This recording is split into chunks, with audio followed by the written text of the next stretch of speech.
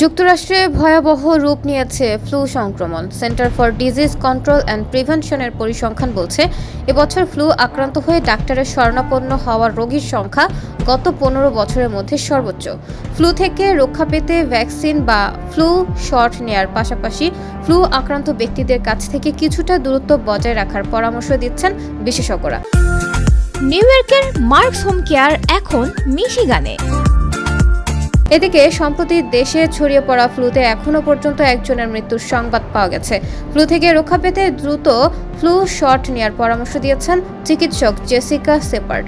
রোববার এক সাক্ষাৎকারে ফ্লু শট নেওয়ার পাশাপাশি অসুস্থদের কাছ থেকে দূরত্ব বজায় রাখা এবং অসুস্থ বোধ করলে নিজেকে আলাদা করে রাখার উপর গুরুত্ব দেন এই চিকিৎসক। এদিকে যুক্তরাষ্ট্রের বৈদেশিক সহায়তা স্থগিতের প্রভাবে বিশ্বের প্রায় 6 মিলিয়ন এইচআইভি আক্রান্ত মানুষ মৃত্যু ঝুঁকিতে রয়েছে বলে সতর্ক করেছে জাতিসংঘ।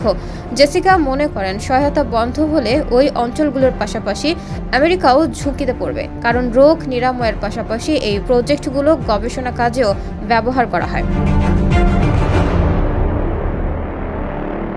নিষেধাজ্ঞার প্রভাবে ইতিমধ্যে ঘানা ও কেনিয়ায় জরুরি ম্যালেরিয়া বিরোধী অভিযানের প্রয়োজনীয় কীটনাশক এবং মশারি পড়ে আছে গুদামে। হাইতিতে বন্ধ আছে এইচআইভি আক্রান্ত মায়েদের চিকিৎসা, যার প্রভাবে শিশুদের মধ্যেও ছড়িয়ে পড়তে পারে এইডস।